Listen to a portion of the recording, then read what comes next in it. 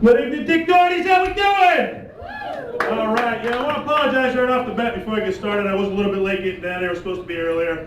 I don't come to Boston often. I was racing to get up here. Cop pulled me over.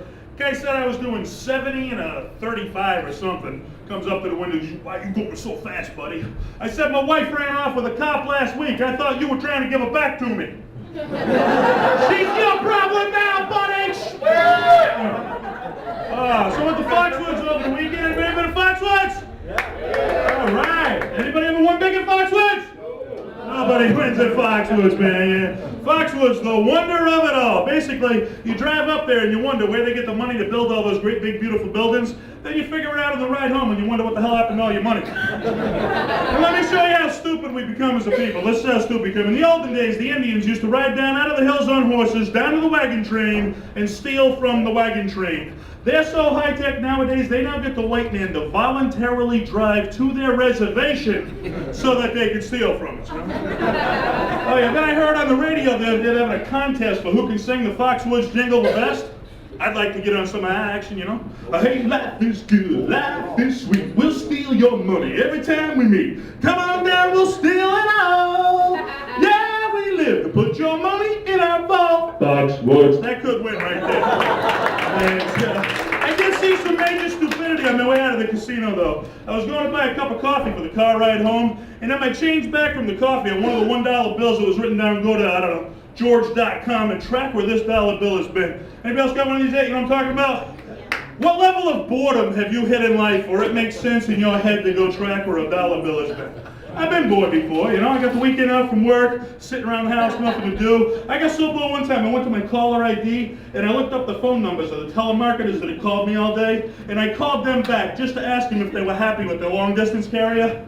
I've been bored. Never been so bored I'd go track a dollar bill. Now I'm a comedian. When I see stupidity like this, it's my job to screw with these people. So here's what I do. Pull a dollar bill out of my wallet and I go to this website. I type in the serial number on the dollar. Under location, I type this. I put, hi, my name's Dennis.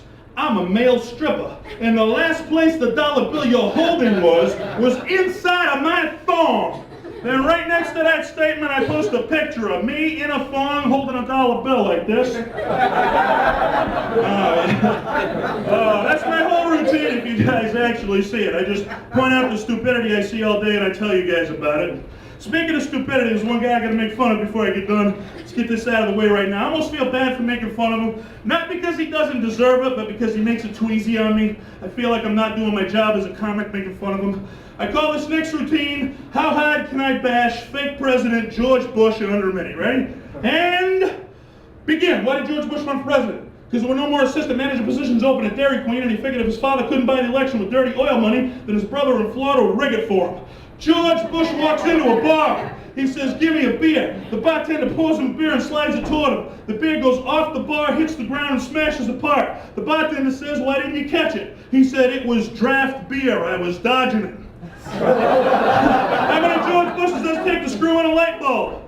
None. He'll pay an illegal alien half the price of minimum wage to screw it in for him. George Bush gets pulled over for drinking and driving. The cop says, how come you had so much to drink, sir? He says, hey, look at my wife. Would you go home sober? Knock, knock. Bush. Bush is good when you can pick it up in a bar, not when it's running your country. Why did George Bush cross the road? Because he wanted to screw the chicken just like he did America. Time! Oh, thank you.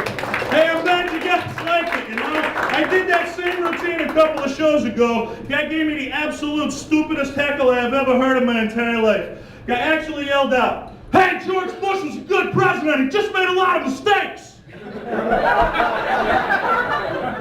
I came back on the guy. I said, hey, buddy, I'm a good